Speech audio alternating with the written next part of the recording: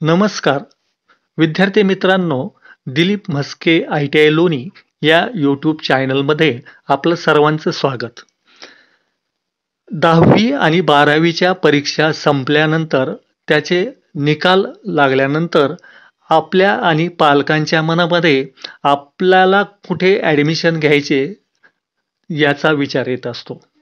आता यामध्ये वेगवेगळ्या प्रकारच्या शाखांमध्ये आपला प्रवेश हा निश्चित करत असतो.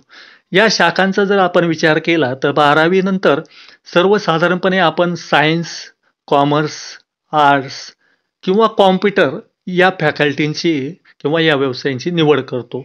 आता यामध्ये जर समजा जर आपल्याला इंजिनिअरिंग्स, मेडिकल, डिप्लोमा म्हणजेच पॉलिटेक्निक कॉलेज, ITI यांची निवड या ठिकाणी बऱ्याच वेळा केली जाते. आता ज्यावेळी आपण ITI म्हणजेच औद्योगिक प्रशिक्षण संस्था, ज्याला इंडस्ट्रियल ट्रेनिंग इन्स्टिट्यूट असं म्हटलं जातं, या शॉर्ट टर्म कोर्सची निवड ज्यावेळेस आपण करतो, तर ही निवड का करावी याविषयी आपल्या मनामध्ये बऱ्याच शंका असतात किंवा औद्योगिक प्रशिक्षण संस्था म्हणजे नक्की काय असतं याविषयी आपणास खूप कमी माहिती असते.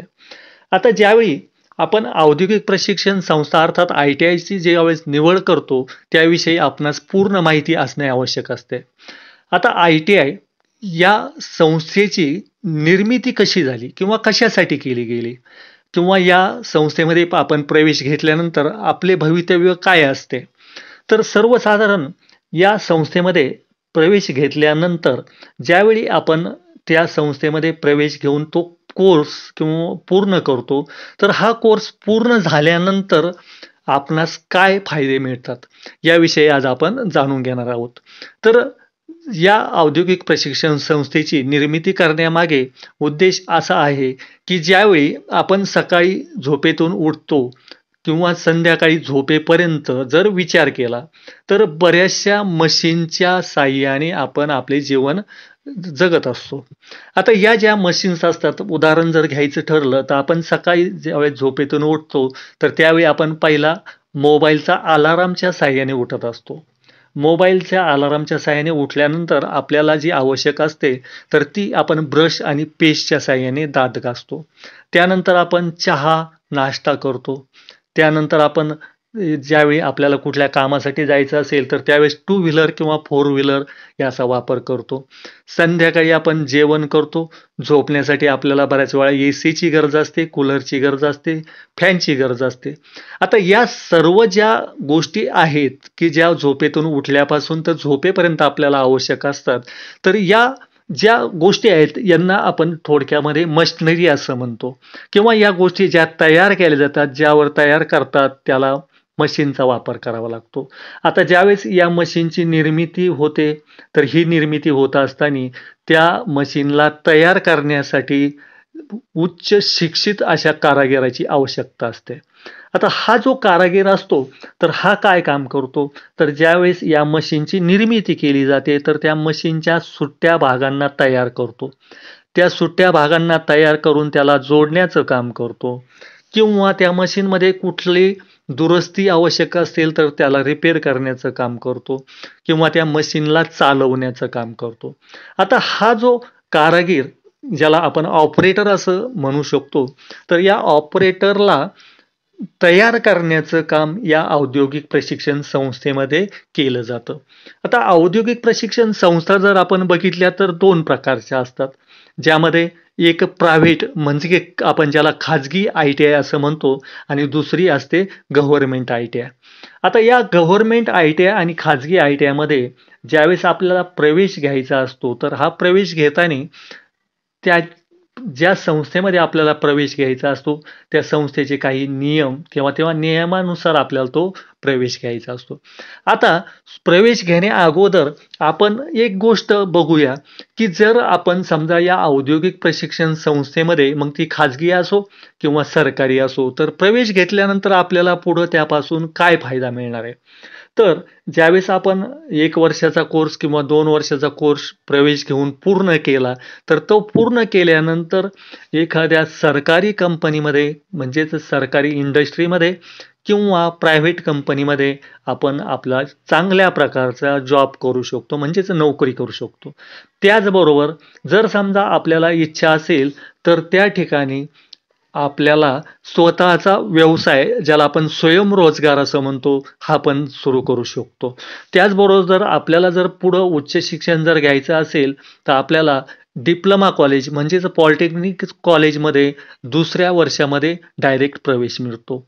त्याचबरोबर जर आपण 2 वर्षाचा ITI कोर्स पूर्ण केला तर त्यानंतर आपल्याला 12वी पूर्ण म्हणजे 12वी समकक्ष डिग्री त्या ठिकाणी मिळत असते. म्हणजेच आपल्याला 12वी नंतर FYला प्रवेश मिळत असतो. तर अशा प्रकारच्या या कोर्स पूर्ण झाल्यानंतर काही फायदे त्या ठिकाणी मिळत असतात. आता ज्यावेळेस आपण एखाद्या कोर्स 1 वर्षाचा असेल, 2 वर्षाचा असेल, जर आपण त्याविषयी कुठल्या कोर्ससाठी कसं ॲडमिशन मिळवायचं, त्यानंतर त्यासाठी आपल्याला म्हणजे कितवी पास असावं लागेल याविषयी माहिती आपण पुढे तर पाहणारच आहोत. पण त्या अगोदर सर्वसाधारणपणे आपण जर पास झाल्यानंतर सरकारी कंपन्यांचा जर विचार केला तर वेगवेगळ्या त्या ठिकाणी मल्टीनॅशनल काही कंपन्या असतात ज्यामध्ये आपल्याला चांगल्या प्रकारची नोकरी मिळू शकते. आता जर समजा आपण अजून जर ITI संदर्भात जर विचार केला तर पास झाल्यानंतर आपल्याला जे आपलं मिलिटरी, त्यानंतर नेव्ही, म्हणजेच त्यानंतर ST महामंडळ, MSEB, त्यानंतर रेल्वे, जहाजांच्या कंपन्या, अशा ठिकाणी आपल्याला नोकरीची संधी या ठिकाणी मिळत असते. आणि जर आपण सर्वसाधारण जर प्रायव्हेट कंपन्यांचा जर विचार केला तर Videocon, JCP, Tata Motors, Fiat, Tata फिस्को, पियाजो, रुचा, व्हॅरॅक, बजाज, महिंद्रा अशा नामांकित कंपन्यांमध्ये चांगल्या प्रकारच्या पगारावर आपल्याला नोकरी मिळू शकते. आता या झाल्या कंपन्यांमध्ये नोकरीच्या संधी. त्याचबरोबर जर समजा आपल्यामध्ये काही असं आपल्याला वाटत असेल की आपण स्वतःचा व्यवसाय सुरू करू शकतो, तर वेगवेगळ्या कोर्सनुसार वेगवेगळ्या प्रकारच्या व्यवसायाच्या संधी या ठिकाणी उपलब्ध असतात. आता आपण दुसरा विचार असा करू की ज्यावेळेस आपण या ITI संदर्भात माहिती पूर्ण मिळाल्यानंतर आपल्याला कुठल्या प्रकारचा कोर्स करायचा असतो, तर जो आपल्याला कोर्स करायचा असतो तर एक तर आपण त्यासाठी काय नियमावली असते याचा पहिला अभ्यास करूया. तर ज्यावेळेस आपण 10वी पास झाल्यानंतर किंवा 12वी पास झाल्यानंतर ITIला प्रवेश घ्यायचा असेल तर सुरुवातीला दिलेल्या तारखेनुसार त्या ठिकाणी आपल्याला ऑनलाईन रजिस्ट्रेशन करणं आवश्यक असतं. मग हे ऑनलाईन रजिस्ट्रेशन करताना आपण प्रायव्हेट संस्थेसाठी म्हणजे खाजगी ITIसाठी किंवा गव्हर्नमेंटच्या ITIसाठी एकाच वेळी पूर्ण भारतामध्ये एकाच ठिकाणी कुठल्याही ठिकाणाहून करू शकतो.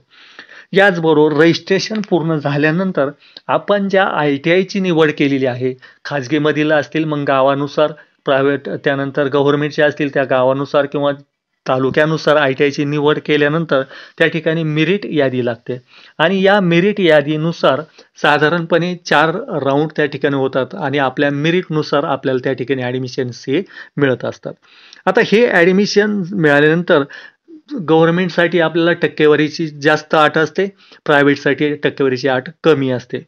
गव्हर्नमेंटमध्ये जरी समजा आपला नंबर नाही लागला आणि प्रायव्हेट ITIमध्ये जर आपला नंबर लागला तर त्या ठिकाणी वेगवेगळ्या प्रकारच्या सवलती ह्या मिळत असतात.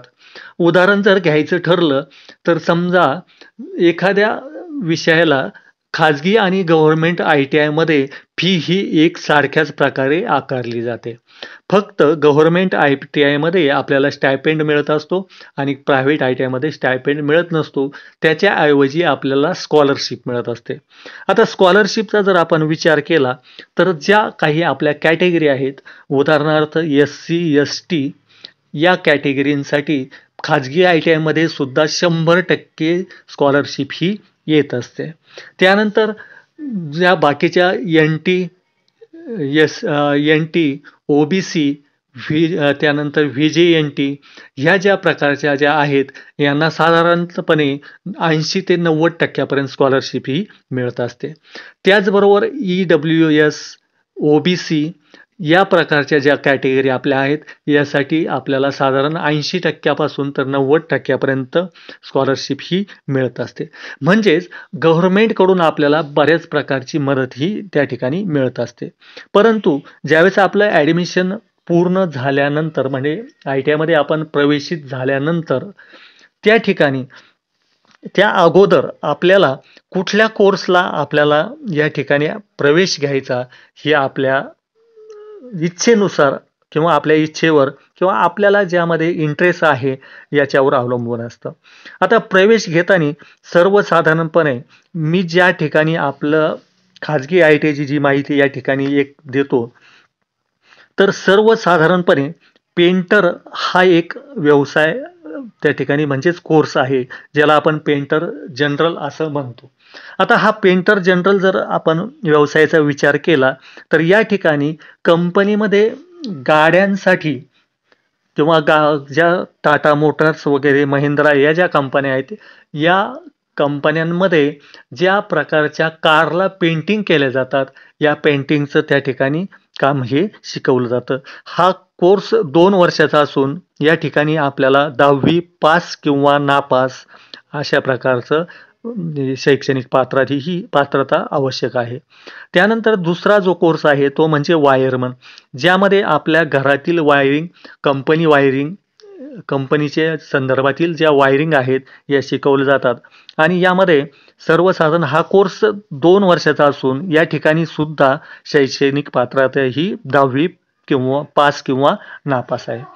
तिसरा जो कोर्स आहे या ठिकाणी वेल्डर, या ठिकाणी टिग, मिग वेल्डिंग त्याचबरोबर वेगवेगळ्या प्रकारच्या वेल्डिंग ह्या शिकवल्या जातात. हा कोर्स 1 वर्षाचा असून याची जी शैक्षणिक पात्रता आहे ही 10वी पास किंवा नापास आहे. चौथा जो कोर्स आहे ज्याला आपण जनरल फिटर असं म्हणतो किंवा ज्याला बेंच फिटर असं म्हटलं जातं, याची जी शैक्षणिक पात्रता जी आहे ही 2 वर्षाची आहे. कालावधी 2 वर्षाचा असून शैक्षणिक पात्रता ही 10वी पास आहे. या ठिकाणी वेगवेगळ्या प्रकारच्या ज्या मशीनच्या ज्या पार्ट्सची निर्मिती केली जाते या पार्ट्सची निर्मिती मशीनच्या साहाय्याने करून त्या ठिकाणी पार्ट्स हे एकत्र जोडण्याचं काम त्या ठिकाणी केलं जात असतं.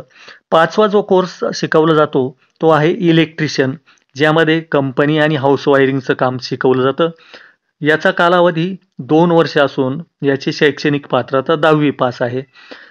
6वा जो कोर्स आहे आपला मेकॅनिक मोटर व्हेकल, या ठिकाणी डिझेल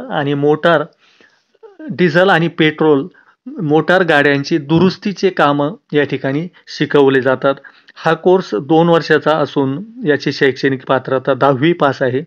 7वा जो कोर्स आहे रेफ्रिजरेशन अँड एअर कंडिशनिंग, याचा कालावधी 2 वर्ष असून या ठिकाणी शैक्षणिक पात्रता ही 10वी पास आहे. 8वा जो कोर्स आहे आपला तो इलेक्ट्रॉनिक्स मेकॅनिक, याचा कालावधी 2 वर्ष आहे, शैक्षणिक पात्रता 10वी पास. त्यानंतर 9वा जो कोर्स आहे डिझेल मेकॅनिक, ज्यामध्ये डिझेल आणि पेट्रोल या दोन्ही गाड्यांचा दुरुस्तीचे कामे या ठिकाणी शिकवले जातात. याचा कालावधी 1 वर्ष असून शैक्षणिक पात्रता ही 10वी पास आहे. त्यानंतर पुढचा जो कोर्स आहे तो computer operator and programming assistant, याचा कालावधी 1 वर्ष आहे, शैक्षणिक पात्रता ही 10वी पास आहे. याच्यामध्ये हार्डवेअर सॉफ्टवेअरची सर्व कामे या ठिकाणी केली जातात. तर अशा प्रकारे हे जे कोर्स आहेत यांना आपण ॲडमिशन घेतल्यानंतर जसं सुरुवातीला मी सांगितलं तरी सरकारी आणि खाजगी ठिकाणी या ठिकाणी आपल्याला नोकरी ही उपलब्ध असते आणि यातील बरेचसे कोर्स असे आहेत की ज्यामध्ये व्यवसाय करण्याची संधी ही चांगल्या प्रकारे आहे. आता आपल्या ज्या औद्योगिक प्रशिक्षण संस्था लोणी ही जी संस्था आहे तर या ठिकाणी ही संस्था बऱ्याच वर्षापासून कार्यरत असून आत्तापर्यंत मी ज्या खाजगी संस्थांसाठी ITI साठी ज्या सवलती सांगितल्या म्हणजे स्कॉलरशिपच्या ज्या सवलती आहेत या SC, ST, NT, VJNT, EWS, OBC या सर्वांसाठी वरील प्रकारच्या सवलती या लागू असतात. तर अशा प्रकारे आपण थोड्या कालावधीमध्ये या ठिकाणी संस्थेमध्ये वरील संस्थेत किंवा मी सांगितलेल्या औद्योगिक प्रशिक्षण संस्था लोणी किंवा अर्थात ITI लोणी या ठिकाणी प्रवेश घेऊन वरच्या सर्व संधी आपण मिळवू शकता आणि आपलं उज्ज्वल भविष्य हे करू शकता.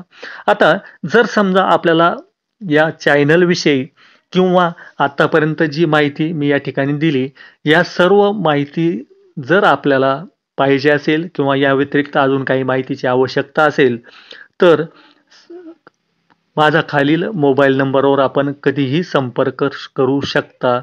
माझा मोबाईल नंबर आहे 99 22 33 99 18. मोबाईल नंबर परत एकदा ऐका 9922339918.